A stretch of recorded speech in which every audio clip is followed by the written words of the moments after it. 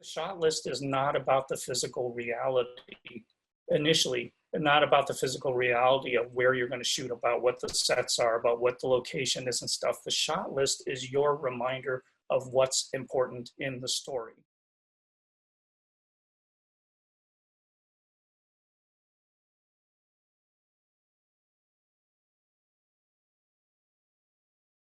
Hey, everybody. Oh my God! And what are Dan Sasaki and George Jablov doing in here? I mean, it's like I get uncomfortable speaking to people who are smarter than I am. But any event, here we go. Thank you so much, and I'm really happy to be here and doing this for the Academy, and happy to meet all of you. What I do want to talk about though is, where does style come from? Because it really comes from inside you. You have within you what you need in order to create your own personal style. And we're going to talk a little bit and show you demonstrations about how you can bring that out of yourself so that you can become a creative person that actually functions in this industry. But let me tell you this first of all. I will bring up periodically 11 observations. I don't really have rules, but I do have observations of things that I feel are important to keep in mind as you go through this industry. Observation number one, the main thing is to keep the main thing the main thing. What do I mean by that? What I mean is this: when you get into the chaos of production, it's very easy to forget the point of why you're doing something. It's very easy to just get blinded by all the questions and all the chaos and everything that's going on around you. And then you forget to get a critical shot that tells a piece of the story, or you forget to get a reaction, or you forget that, oh, I didn't set up that light for the main actress who likes to be lit from this side, or whatever it is. So when I get a script, I immediately start shot listing. And what I mean immediately, I don't give it the once over and read the whole thing, just scan it, and then go back to the beginning and start shot listing. I start shot listing as soon as I open it. Page one, scene one. I read the scene, and then I start shot listing it, because in the process of starting to shot list it, I'm reminding myself what the story is, and I'm telling myself this is important. When the man walks into the room and he sees in the corner something tucked away, okay, well, I know I need to be able to see him come in the room searching. I need a shot of whatever the object is. It becomes the story. And I've had so many directors, because I've shot as a cinematographer for hundreds of directors, and I've listened to every single excuse about why they can't make a shot list.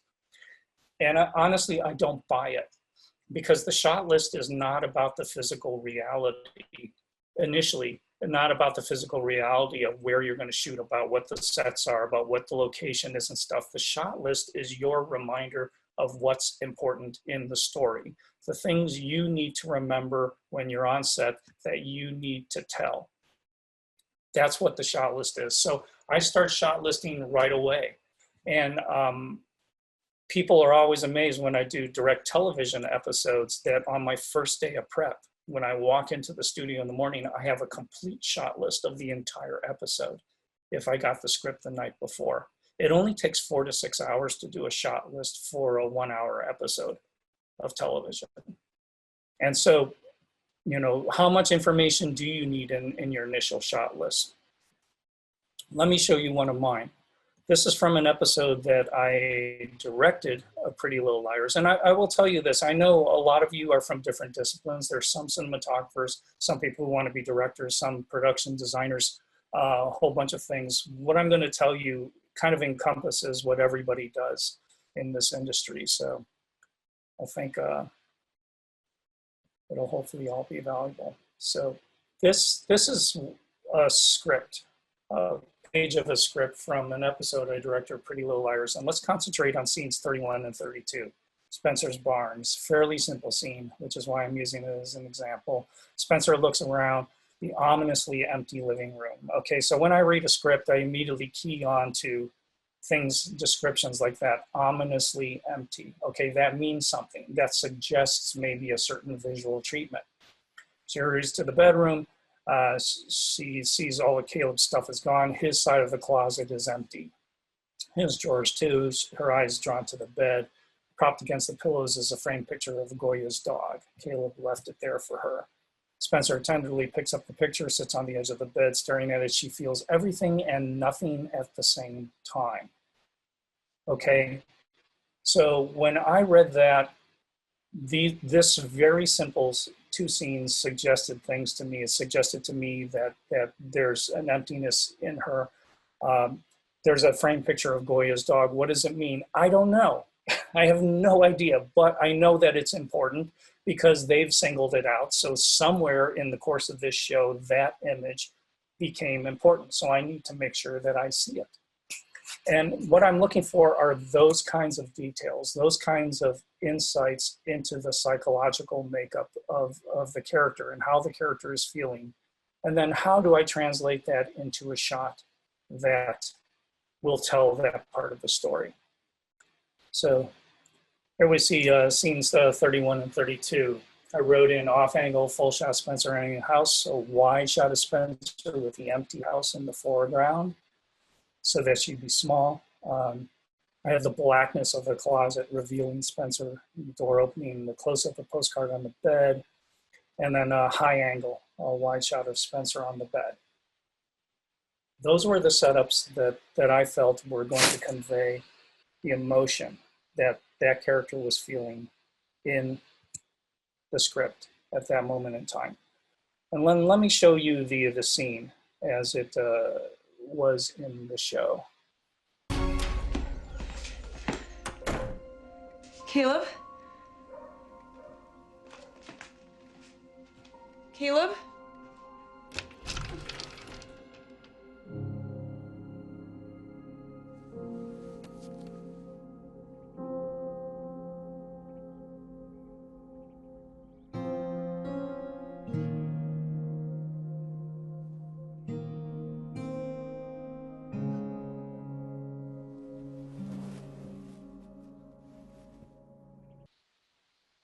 Now, right about now, you should be thinking, oh my God, that's alarmingly simple.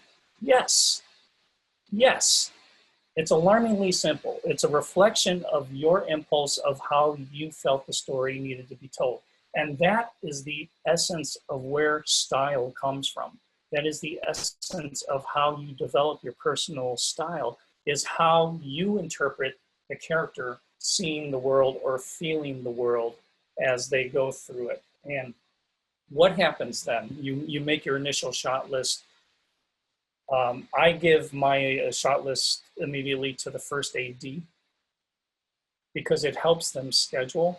They're like, oh my God, so in this quarter page scene, you thinking you may have as many as 12 setups. So they allow enough time when they're making their initial schedule. The cinematographer looks at it and says, okay, if you want to do a shot that goes under the table, we may need a rig and stuff like that, and they can start putting it on their special equipment list if they don't carry it. The production designer says, oh, okay, you're gonna shoot from inside the closet. Means we may have to take off the back of the closet. I have to check the set and see if that's possible and stuff like that. So the wheels start turning initially. Now, once you do your scouts and everything like that, you're going to adapt and change your shot list according to the realities, the physical realities, the logistics of what you're dealing with. And that's where, if you saw the, here, I'll bring it up again. On my shot list, I have indecipherable hieroglyphics on one side. They're little drawings that only I really can understand, but they become helpful reminders for me. If you see all those scratches on the right. Sometimes it's overhead diagrams with camera placements in relation to actors, and sometimes it's actual frames to remind myself of kind of compositionally what I was thinking of. But they're little pencil sketches. I would never venture to call them storyboards because they're not, but they're little reminders for me based on the actual physicality of what I've seen. Look at this. This is a piece of a script from a movie that I shot called The Town That Dreaded Sundown. If you look at the bottom right, where it says on screen, a scene from the grainy, jumpy movie. Audience screams, cheers. They're watching the Town of Dread Sundown. There's a drunk old man, Charles Pierce Jr. And then next page, we have two teenage boys, Roy and Johnny, walk through the concession stand, and we settle on Corey and Jamie. They have a conversation. It's their first date. There's a reverend hawking things and a bunch of church ladies, and reverend is saying real people died as Corey and Jamie leave. Okay, so that's the scene. So when Alfonso and I were talking about this movie, and we were walking through all the beats, the story beats that had to be conveyed at the beginning of this movie. It was essentially an introduction to characters. So we need to introduce people, but we have no idea what the impact of these people are yet. We have no idea who affects what. Maybe the killer is in there, we don't know.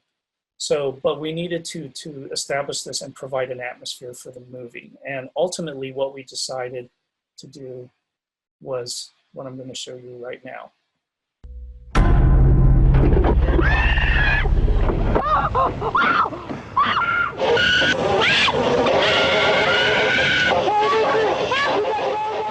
Here we are going over the top of the screen. So we were seeing the image from the back of the screen.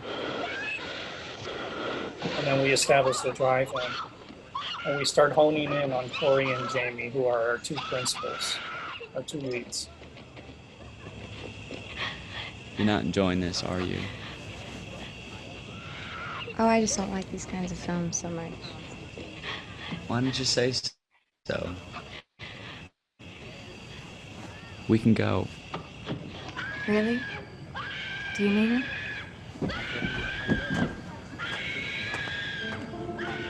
Okay, so they get into their car. She pulls us back, and then we establish, here's our two teenage boys.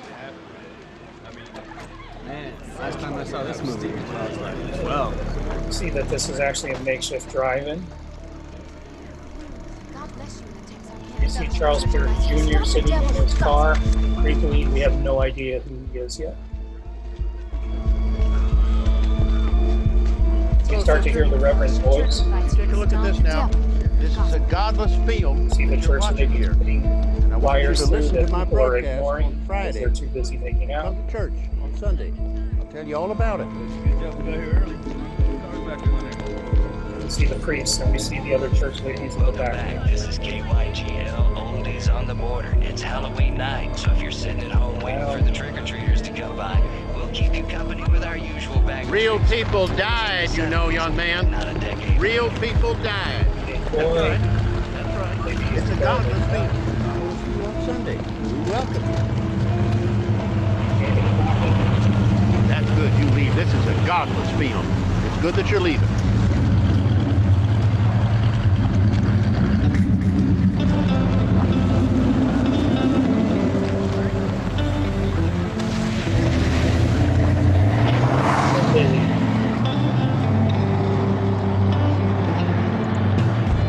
all right, simple, right? That was actually the simplest way to convey the information. And it gave us a sense of the town. It gave us a sense of the young people in the town. It introduced sketchily the people who would be involved in this movie. And it also gave us a sense of fluidity, because in this movie, we wanted the camera to be able to infiltrate people's lives. This gets to my point of simplicity and why it's important. KISS, normally that means keep it short, stupid. In this case, it means keep it simple, stupid. Okay, when people are in the quest of trying to find their style, they overcomplicate things. They start thinking in very grandiose, difficult to accomplish ways of how to tell the story because they want to make something their visual signature. I'm always looking for what is the simplest way to convey the information. Well, let me show you something that really kind of changed my life. And this is a scene from a movie that you've probably seen called The Graduate. Way downstairs. Come Wilsons are here. They are? Well, come on. They came all the way from Tarzana. Come on, let's get cracking. It's a wonderful thing to have so many devoted friends. Hey, there's the award-winning scholar. We're all very proud of you, Ben. Thank you, Mrs. Carlson. Is that the new car out there, that little red wop, John? That's Ben's graduation. Well, you won't have much trouble picking up on that, will you? Sir. The girls, the chicks, the teeny Oh, boppers. I think Ben's gotten beyond the teeny bopper stage, haven't you, Ben? Yes, ma'am. Excuse me, I think I'd just like to check something on the car for a minute. Oh, his father bought him an Alfa Romeo. Hey, here's the track star. How are you, track star? That's fine, Mr. Loomis. You get the point. Okay, so in the script, you get the script. It reads that there's a huge party in his honor, that everybody is there drinking and eating hors d'oeuvres and happy. And Benjamin is led around the room and talks to a whole bunch of different people and stuff like that. But what did you notice about the graduate? Everything in that scene, first of all, was one shot that was going around. The camera was on this uncomfortably tight close-up of Dustin Hoffman. Everybody else was like half of faces, people that were sort of indistinct. They didn't really get a sense of who they were. What were they doing? They were trying to make the audience feel like Dustin Hoffman felt. They were trying to make the audience feel that disorientation, that disinterest, that disconnectedness with what's going on around him. They wanted to make the audience feel as uncomfortable as his character felt. And if you look at The Graduate, every single scene in The Graduate does that. Every single scene is designed to make you feel the way his character feels. That is where your style comes from. I did the exact same thing. And it's the thing that I do every single time. I get the script, I read it, and then I climb into the head of the characters. Who's the main character? And then I find some way to visually depict the world as the character feels it. That becomes the style of what it is that you do. You're roping in the audience into making them be one with the character. And the difference with American Horror Story, and the reason why my cinematography in American Horror Story got so much attention, is that every single character in that show was completely fucked up, completely dysfunctional, couldn't deal with reality.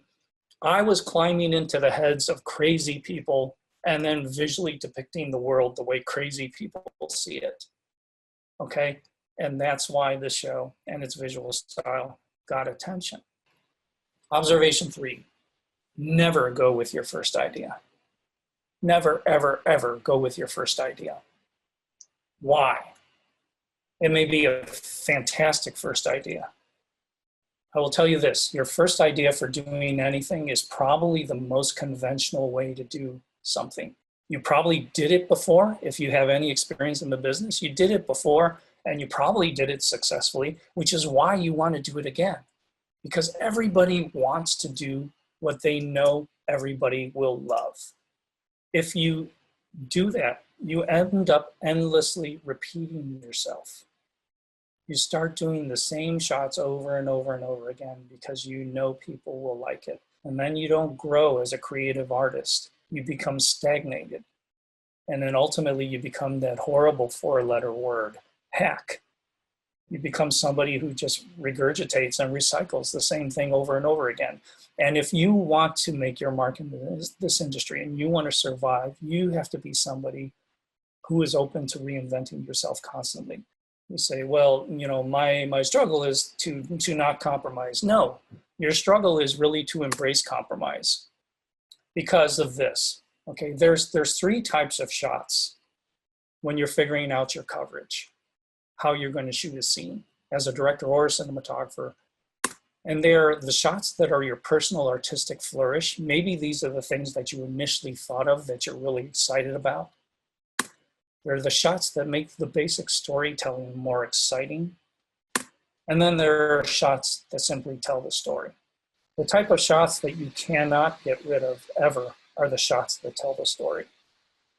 If you don't get the shots that tell the story, that make the story understandable, that make the audience understand why the character is feeling the way they are, then you have failed in your job as a cinematographer or director or anything. you need to at least get those shots. I cannot tell you how many times I've worked with directors as a cinematographer, and they were going to walk away from a scene without getting a shot that actually tells the story and makes that story understandable. Let me show you a sample of a scene that was a complete compromise. You sound exactly like my daughter, Scarlett. She's around your age, but she's the oldest little girl I know. I think deep down she blames herself for everything that's wrong with me. But it's me, not her. And it's him, not you. I like you. The simplest way. Okay, I had no time to do what I wanted to, which was I had this shot that racked around them, that rack focus between him and her as the camera was going around, and it became this matrix, this labyrinth of the two of them kind of intertwining with each other. Absolutely no time to do that. All right, throw that away. What is the second idea? What do we do now? And you know, in that moment, I told the operators, okay, you know, on this close up, just off frame. Just give me half of her face, you know, and when we turn around on Wes, we'll just shoot the other half of the face, and then I'll do cross dissolves between them. And Ryan Murphy, the creator of the show, when he saw it, originally the scene had much more dialogue. She had more dialogue about the abuse she suffered from her father, but they became uncomfortable with having her say those words after we shot it. So they removed a bunch of that dialogue, which is why there was a dissolve and he wasn't saying anything and she wasn't saying anything. But they wanted to keep that layer of dissolves, which they did. But that became the compromise. That became the method by which I demonstrated to the audience that these two people were getting in sync about how they felt about the same thing. And it was really simple, just off frame this way, and I'll do slow dissolves between the two of them. So that's the second idea. And if I'd gone with the first idea, it wouldn't have been nearly as interesting. Observation 4.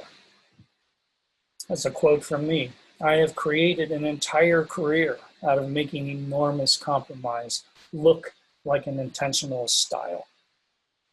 Absolutely right. They'll probably put that on my tombstone. Everything that I did in my entire career, certainly everything I did on American Horror Story, was never my first idea. It was a compromise. It was a compromise because of lack of money, lack of time, lack of equipment, losing actors at a certain time. Everything was a compromise. When you compromise, you have to compromise in bold ways. You know, I always say, you know, there's not one way to light or shoot a scene. There's hundreds and hundreds of ways, but people get locked in to doing it. Oh, this is such a great idea. I need to do it like this. And then they short circuit their brain from functioning by their depression and not being able to get that. And so they try to save it and they whittle it down and say, well, okay, what if I just do this? What? Don't do that. Throw it away. Throw it away. You can't do it. You can't accomplish it. You don't have the time or resources to do it. Find a different idea. So let me go into inspiration a little bit. Where does inspiration come from? Well, it comes from everywhere, honestly. It comes from your life. It comes from works of art, from photographs, from other movies, from paintings. But you have to be open to it. When people say, well, you know, I feel uninspired. And here's a little exercise for you. Tomorrow, you probably get up off the same side of the bed every single day, I would imagine. Tomorrow, get up on a different side of the bed or climb to the end of the bed and get out of bed if you can't get out from the side. Just get out of bed on a different side. All of a sudden, you will feel like your world has changed. Just try to shake up your world a little bit and expose yourself to different things. And let me show you something, you know, in the vein of change for using other inspirations, you know, for what you do. This is an artist. I'm going to show you a couple of photos of an artist called Gregory Crewdson. When we were prepping to shoot The Town That Dreaded Sundown, that the clip I showed you in the drive-in theater. Gregory Crewdson's work became a cornerstone of the visual approach to the show, because you see this interior and it has an unreality. It has almost an artificiality, almost a Hollywood kind of a feel about it, even though it's very noirish. And his work like this became, part of the signature, I think, of the feel of the show, because something about his work appealed to Alfonso Gomez-Reyon, who was the director, and myself, who was the cinematographer. And so that feeling was something that we wanted to carry through in the movie. And I want to show you a scene that was a direct inspiration from actually that last photograph that I showed you. Because normally the inspirations don't end up being translated so directly into the movie, but this was one instance where it did, because that inspiration was so perfect.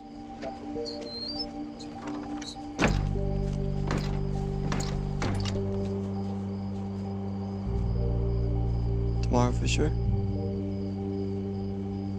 So that photograph became the perfect image of the feeling that I wanted to get between these two characters at this point in the movie. But it took design. We put him in a red jacket specifically because I was going to use only that light as the only source for the entire scene. And I didn't want her face to go blue. So we put him in a red jacket so the light that bounced off of him onto her would be in more natural color.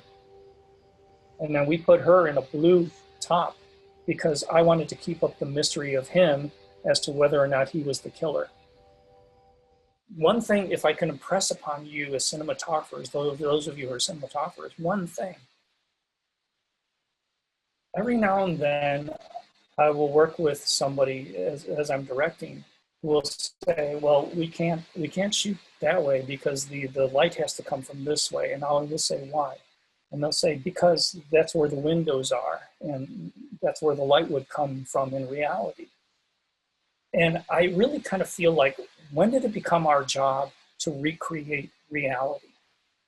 I mean, isn't our job to create the reality that works for the drama, that works for how we're trying to make the audience feel about the characters? You have to have the conviction that this is the way I want to tell the story. What is the best way to tell the story? How is the audience going to emotionally plug into what it is that I'm trying to get them to do? There is no such thing as bad lighting. No such thing as bad lighting. I totally, honestly, really stress this.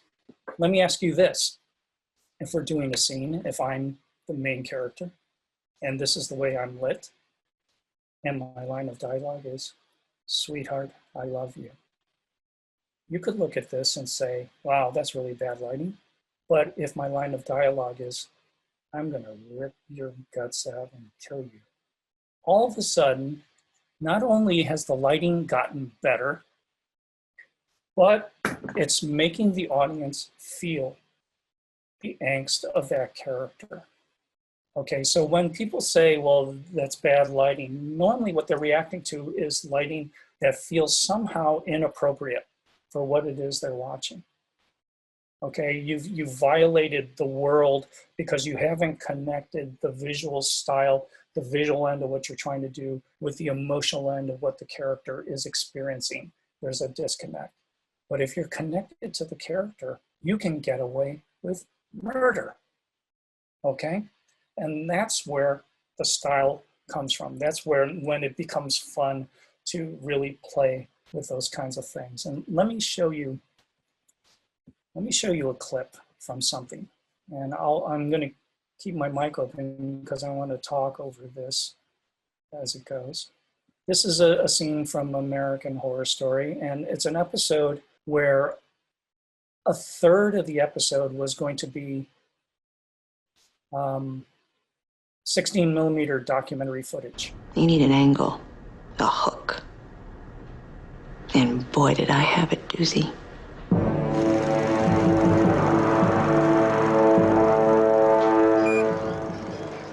I heard from very reliable So sources. the concept of this all this footage was that Sarah Paulson's character, Alana Winters, was going back to the asylum where she was an inmate with a documentary crew and doing an expose of the conditions that they lived in. And what Ryan Murphy told me before we shot this is he wanted it to look like the Geraldo Rivera documentary on mental asylums from the 1970s. Give me a thumbs up if you can hear me. Okay, great. So I started researching on the internet the Geraldo Rivera documentary, and I could not find a good copy of it anywhere. Everything that I found was multiple generations away, looked really pukey and awful. I could not find a clean copy anywhere. And what I realized is, wait a minute, if I can't find a good copy of this, then probably what Ryan saw was a pukey, disgusting looking copy of this documentary. So what I did was I took 16mm film, I underexposed it 3 stops, and then I force processed that negative 3 stops. And then I took all of that 16mm footage and I had it transferred to 3/4-inch U-Matic videotape, which was an antiquated tape system that nobody used anymore. It was an industrial tape system. And then I'd have them transfer it back from 3/4-inch to high-definition files. Your job as cinematographers, directors, is to tap into that emotional core and find the image that makes the audience feel that way without regard of what people will tell you this is not proper lighting. Observation 6. All lighting concepts consist of 4 elements.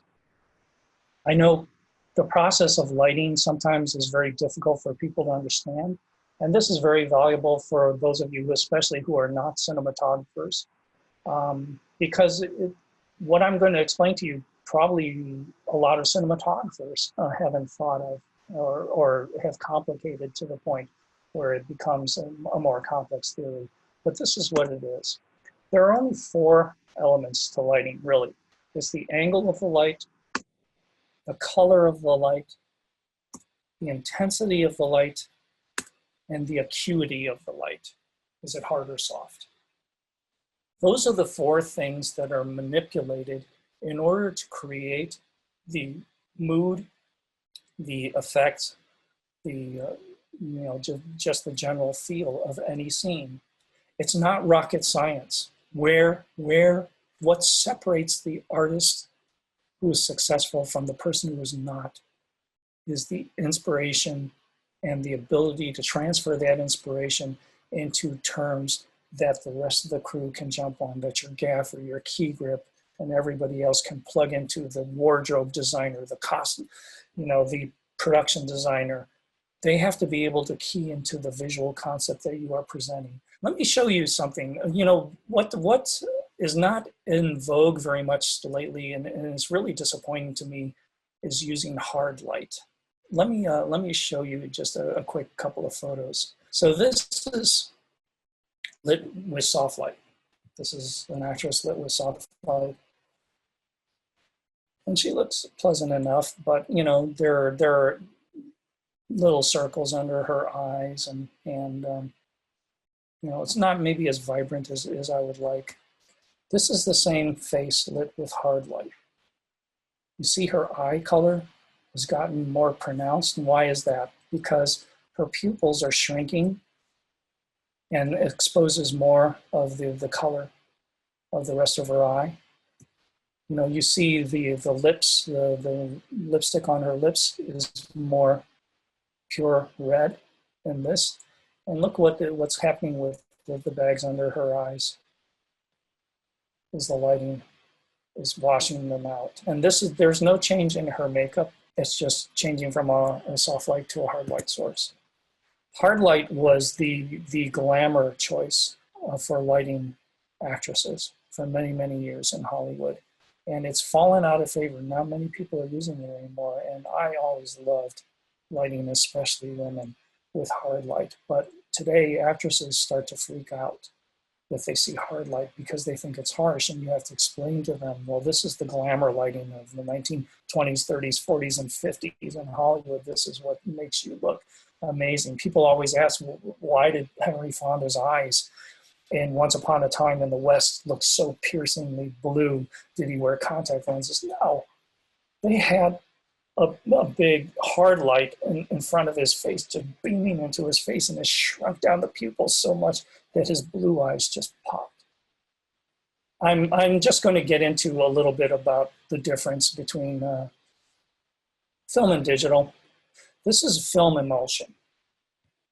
What you notice about the film emulsion is that the silver halide crystals, note 2, are exactly the same shape or size or color or anything. Okay, when light strikes silver halide crystals, when light strikes the emulsion of film, they rearrange themselves into a myriad of kind of permutations. And there is an unlimited number of combinations that they can go into. Okay, so the amount of information that can be stored on a piece of motion picture film is unlimited. There's another view of it. The digital sensor is finite. It doesn't have an infinite amount of permutations. It has like this many pixels in the sensor, you know, however many it is, and it has to resolve what it is that it's going to resolve for the image within that number of pixels, okay? So what happens then when you go into shooting? Well, what happened initially with initial digital cameras, this is a painting by George Seurat called Sunday in the Park. And the actual painting is hanging in the Art Institute of Chicago. And it's the size of your apartment wall. It's big. It's really big. But when you walk up close to it, what you find is that, you know, the brown of the skin is not just brown. It's got blue, it's got yellow, it's got red in it. You know, the face also has different pigments. The dog, the brown dog is not just brown, you know, and this is what you're looking at when you stand back from it, okay? Especially early digital cameras could not resolve color. It didn't have the color depth to do that kind of thing. So what it did was it emphasized the colors that it could, okay? So you had green grass that was very, very green that didn't have other gradations of color in it. You had blue water. And people said, wow, this digital camera, this high-def camera is way too sharp. Well, no, the problem is that the initial high-def cameras were not sharp enough. They could not store enough data to give us a more rounded, accurate, realistic picture of what it is it was seeing. So it emphasized the things that it could see, and that created a perceived sharpness that people misinterpreted as being sharper than film. Part of the reason why I bring that up is because you shouldn't get obsessed with chasing Ks. Everybody was like, oh, well, this is 2K. Yeah, but I've got 4K. Yeah, but I can do this in 8K.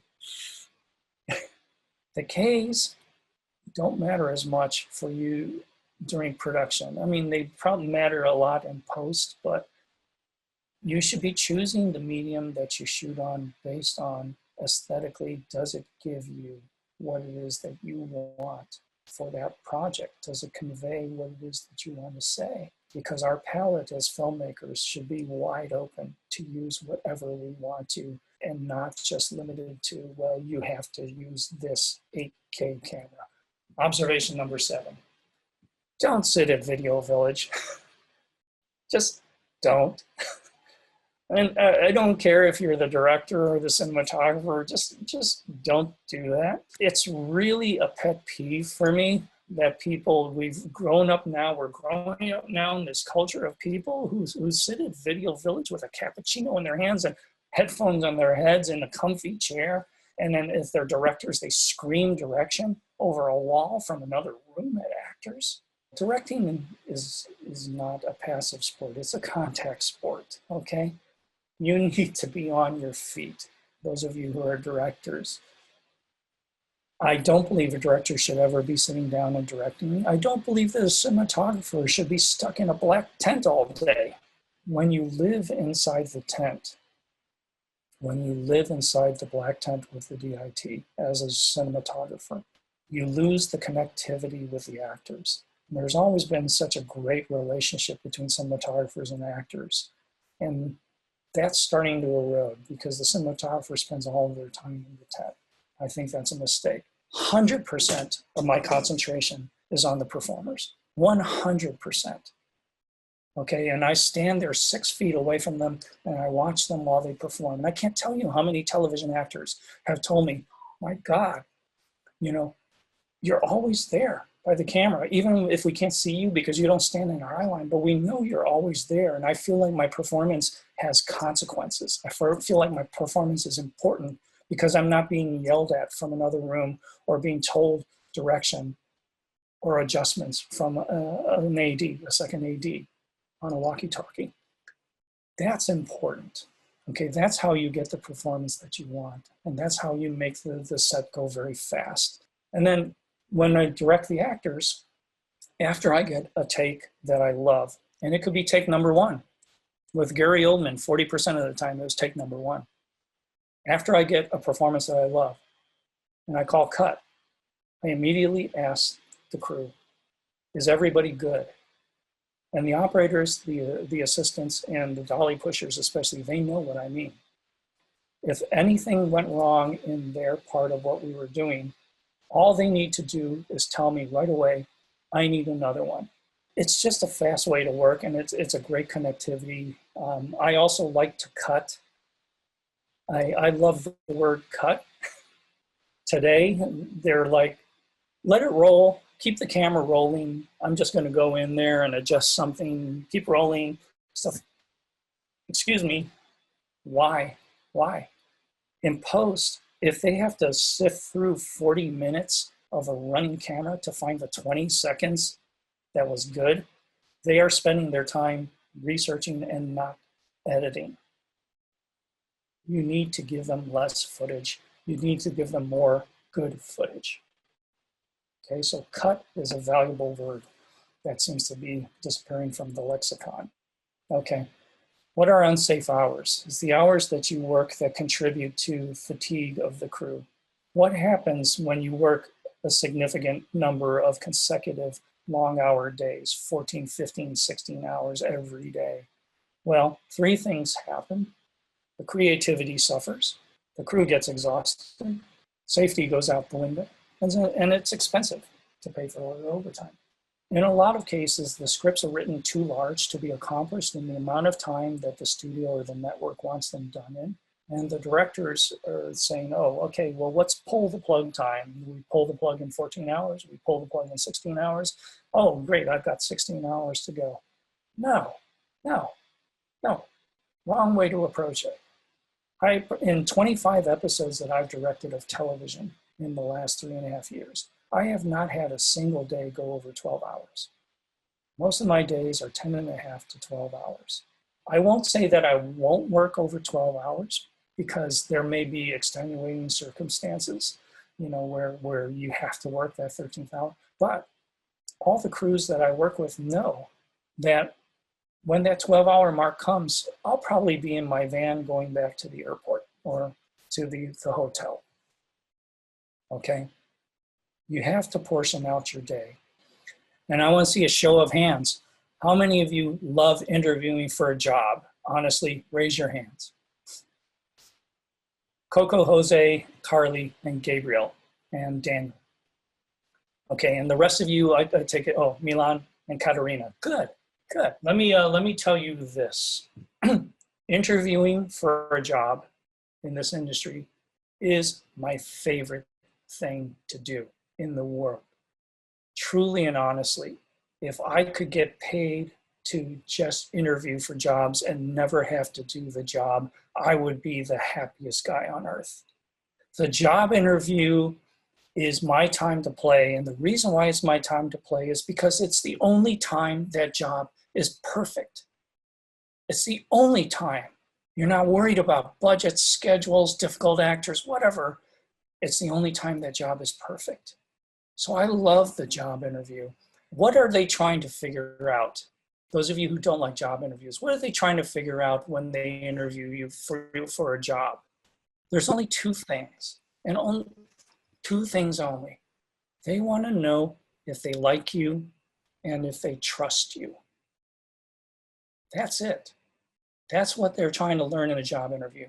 And when people go into a job interview and they're freaked out, you know, they come in, and when the people say, you know, the first question is always simple. And it's usually, so, Alejandra, what have you been up to? And a lot of people will just start reciting their resume. Well, I shot this movie and I did this and I worked as an electrician on this and stuff. No, this is your opportunity to tell them something about you that speaks to your passion as a person, as a creative person in this industry. You know, I went to one job interview where they said, so Michael, what have you been up to? And I said, I just built a railroad train around my house. And they're like, what? I said, I just jackhammered all the cement around my house. I laid in steel rail. I repoured the cement, and I have railroad trains, electric trains now that we can ride around the house. And they said, do you have pictures of this? And I said, yes, I do. And I showed them pictures of my trains. And they said, what motivated you to do that? And I talked about how when I was a kid, we had no money. And I always imagined that I had a train, but I'd draw train tracks with chalk around our apartment building in Chicago. And I told my wife, well, I want to build a train. And she's like, you know, don't you think the kids are going to be too old for trains by the time you finish this? I said, well, it's not really for the kids, it's for me. And she said, okay, let's build your railroad then. You know, we talked for a half hour about my train, and we never talked about the job, and they hired me. They are trying to find out if they like you and if they trust you. Okay, and the other thing people say when they go into interviews, and they say, well, I'm afraid I don't have the experience that they're looking for. Let me tell you this, people will forgive a lack of experience. They will not forgive a lack of confidence. And I don't mean like bullshit confidence, like bravado and stuff.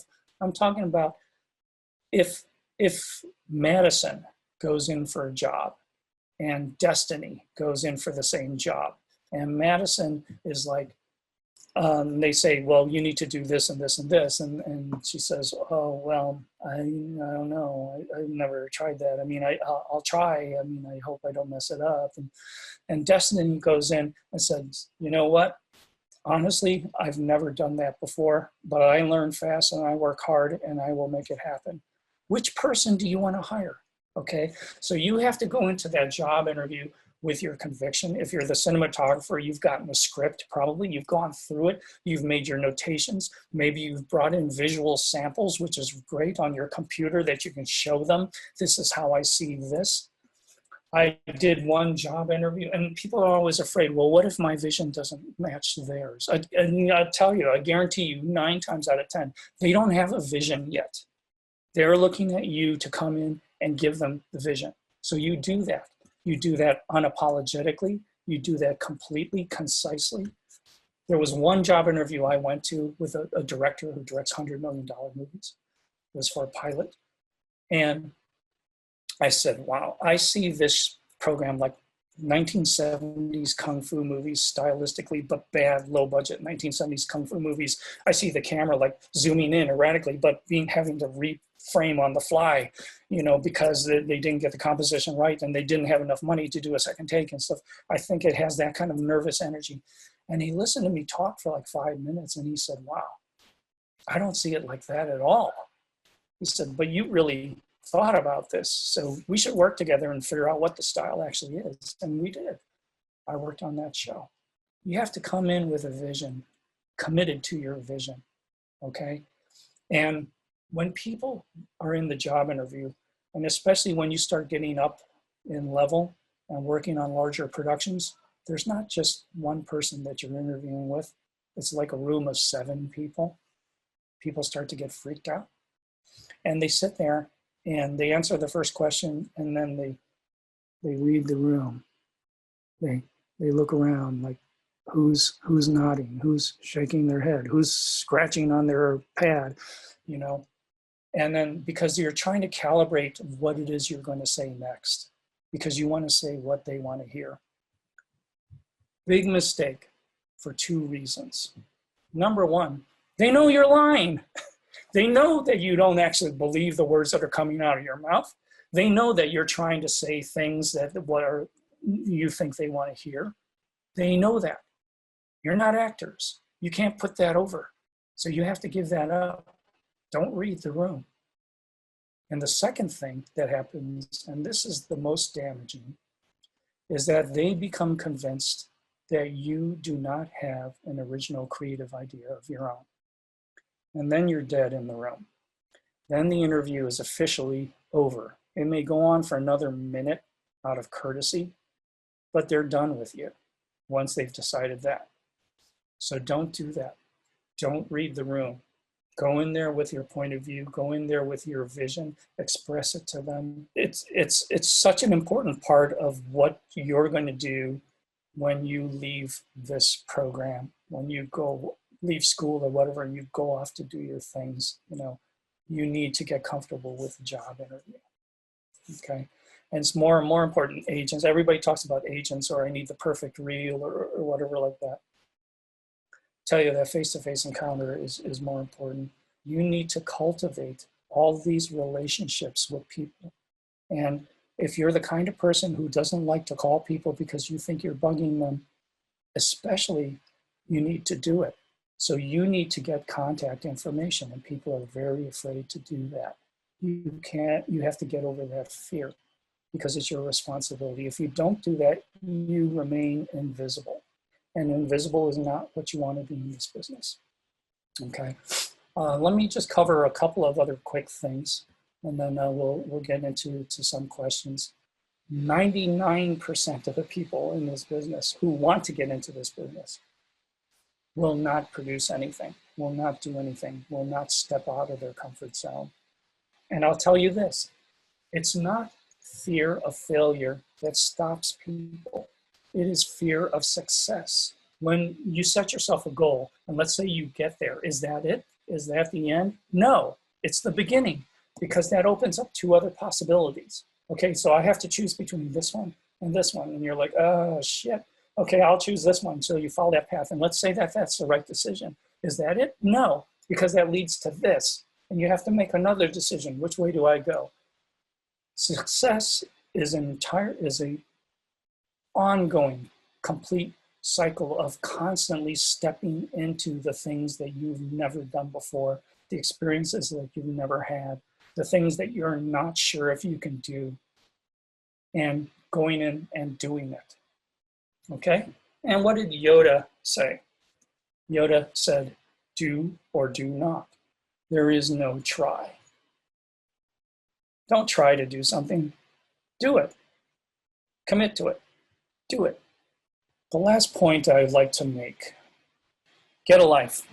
You're creative people, whatever you do, whatever your field of what you want to pursue in the film business is, you can only do that if you have a life outside of the film business. Because if you cut yourself off from life experiences, then what is going to happen is that you will have no stories to tell. You will have no experiences to draw from for your art. You need to have a life outside of this business. So does anybody have any questions they'd like to ask? Leanne Leonard, one of our cinematography track students. Hey, Leanne. I wanted to know, can you manipulate the principal light with mood as much as possible? So there's an enormous amount of manipulation you can do with a principal light source. And like I said, I very rarely use more than 3 lights. Early on in my career, I was using a whole truck full of lights, and I found that when they were shutting off the lights after the scene was finished, the scene looked better. So I said, okay, I'm going to start with nothing. If I walk in and it looks great, I'm just going to start shooting, which drives the ADs crazy because I'm, oh man, we figured you're going to take a half hour to light. No, I'm done. That's, waiting on you. Hello, sir. Thank you for your time, first of all. My question is, which is a better approach? Is it better to have the camera movements dictate the blocking, or just block the actors first and then choose the camera movements depending on that?